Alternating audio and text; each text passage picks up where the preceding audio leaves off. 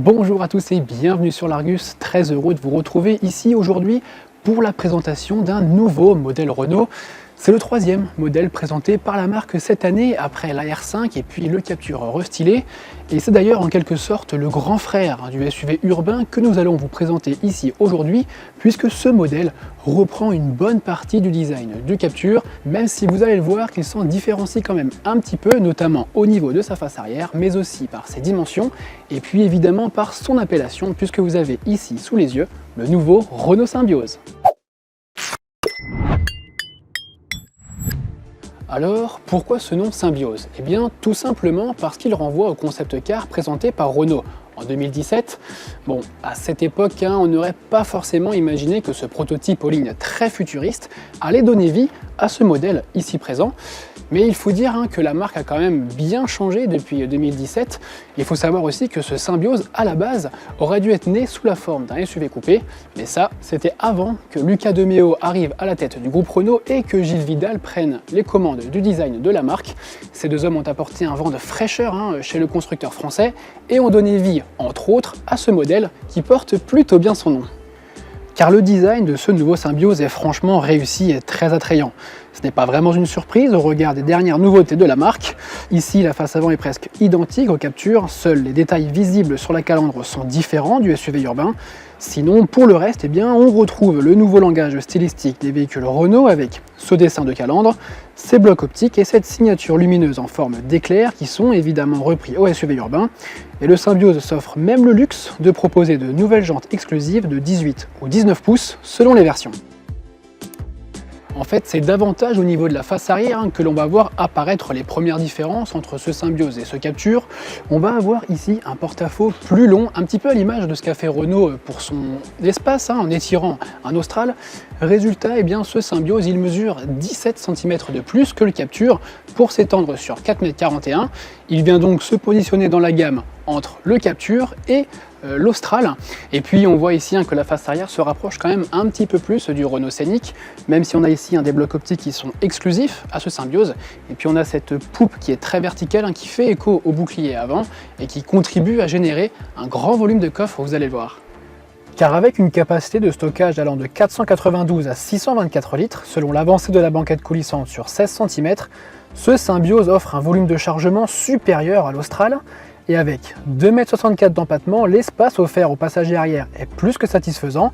Les grands gabarits bénéficient même d'une garde à la tête rehaussée de quelques centimètres grâce à la présence du toit vitré Solar Bay.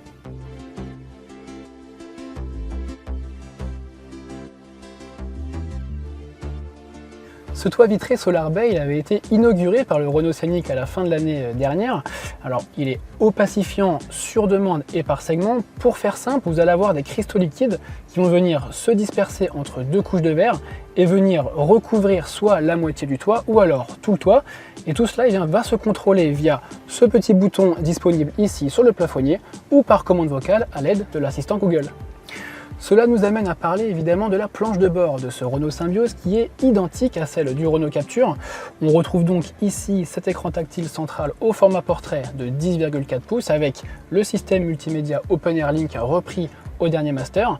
Alors pour bénéficier des services Google, il faudra passer au second degré de finition techno. Sous les yeux du conducteur, on va retrouver ce combiné digital de 10,3 pouces qui donne diverses informations relatives à la conduite. Renault a intégré le petit bouton My Safety Perso qu'on a dans le Renault Scénic qui permet de créer des raccourcis pour éviter de chercher les 29 aides à la conduite qu'on va avoir sur la version haut de gamme de ce Renault Symbioz. Et puis pour le reste, on va aussi avoir une configuration de console centrale qui va être identique à celle du Captur avec ici cette partie flottante qui permet de bénéficier d'un chargeur à induction sous cette partie dans les versions haut de gamme. On va aussi avoir une sellerie qui va être différente selon les degrés de finition avec des surpiqûres jaunes par exemple sur la finition techno ou encore des surpiqûres bleues pour la finition esprit alpine. En fait, à l'intérieur de ce Symbioz, ce qui le différencie du Captur, c'est le logo au milieu du volant. Alors c'est évidemment l'emblème de la marque au losange, mais son design est très légèrement différent.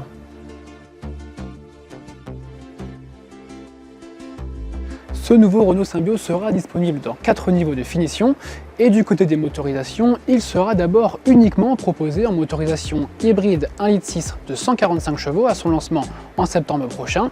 Et puis par la suite, sa gamme va s'enrichir d'une version essence micro-hybride turbo avec un 1,2 litre 3 cylindres qui va être décliné en 2 niveaux de puissance. Et puis on aura aussi par la suite une offre GPL qui arrivera au catalogue fin 2025, début 2026. Et c'est d'ailleurs à cette période que la motorisation hybride qu'on a ici, le 145 chevaux, disparaîtra au profit d'une nouvelle génération de motorisation hybride avec un bloc 1,8 litre qui devrait sortir environ 170 chevaux. Les tarifs de ce nouveau Renault Symbio seront dévoilés par la marque au mois de juin, mais on peut d'ores et déjà imaginer qu'ils devraient se situer entre ceux du Captur et ceux de l'Austral, donc aux alentours des 30 000 €, ce qui fait que ce Renault Symbio se trouverait dans le bon wagon en termes de prix et aussi au niveau de la concurrence qui sera formée notamment par le Citroën C3 Aircross, l'Opel Frontera ou encore le Kia Niro ou le Hyundai Kona. Et puis ce nouveau Renault Symbio échappera au malus au poids puisqu'il pèse moins de 1500 kg, ça c'est toujours ça de prix. On vous en dira un peu plus sur ce nouveau modèle lors des prochains essais dynamiques qui se dérouleront au mois de juillet.